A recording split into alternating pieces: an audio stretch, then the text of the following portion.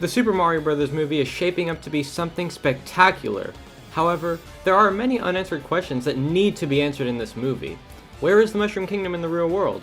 How does Rainbow Road form? Will Mario and Peach make out in the end? Keep watching to find out all the answers to your questions. And also maybe subscribe, please?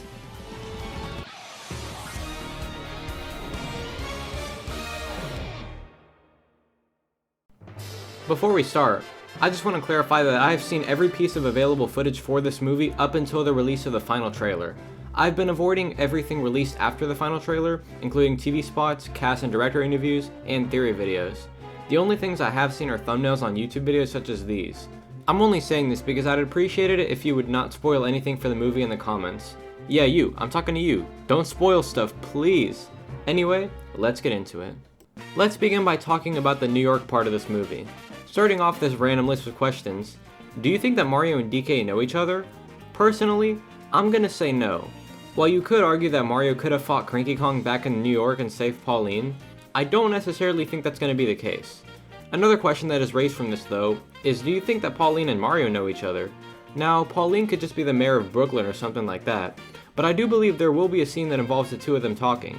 Maybe in a cafe, or maybe Mario and Luigi come fix a problem in her house. Whichever way it is, I do think they'll have an interaction somehow. I don't think they'll go the route of Pauline being Mario's ex though, because that would just be a weird thing to put in a kid's movie in my opinion.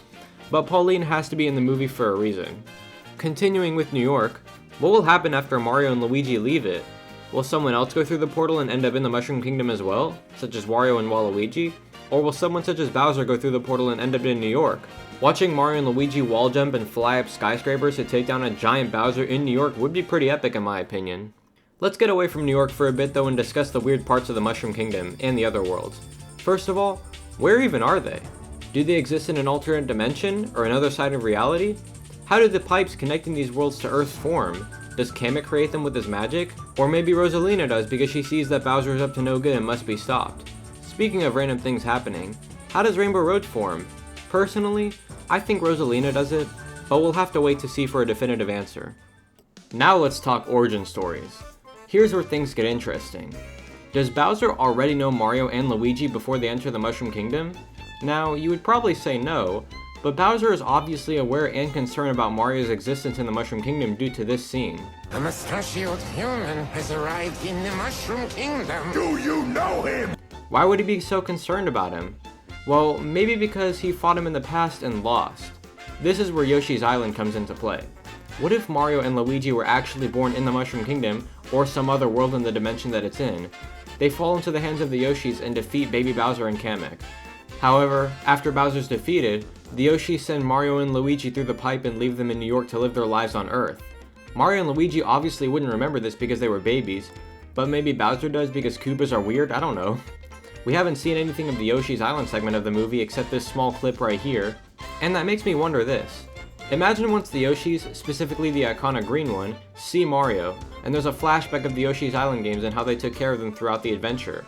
Seeing the Yoshi recognize Mario would probably lead to a pretty emotional scene of them reuniting, even though Mario probably wouldn't know what's going on. However, now let's get to why you clicked on this video. Why is Peach the princess of the Mushroom Kingdom and not the queen? Are her parents alive somewhere? And more importantly, who are they? This is what I really want to see answered out of this movie.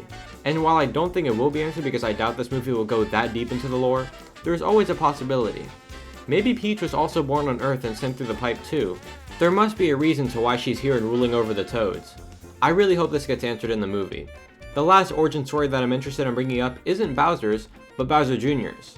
Will he be in this movie? Probably not, but I do think that him and the Koopalings could be a post-credit scene, along with Wario and Waluigi or a tease of a Zelda movie. Anyways, what I'm trying to say is, who is Bowser Jr.'s mom? I doubt that Koopas are asexual because that would just be a really weird piece of lore to include in this movie. So who did Bowser do the birds and the bees with? Do I want to know? Absolutely not.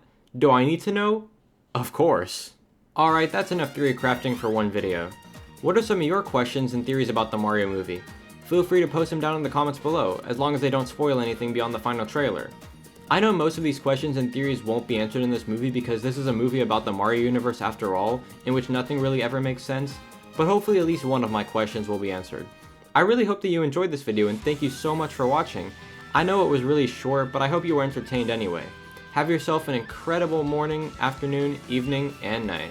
Also, I swear to God, if Mario and Peach don't do something in the end of the movie like kissing, it's automatically a 0 out of 10. Fight me.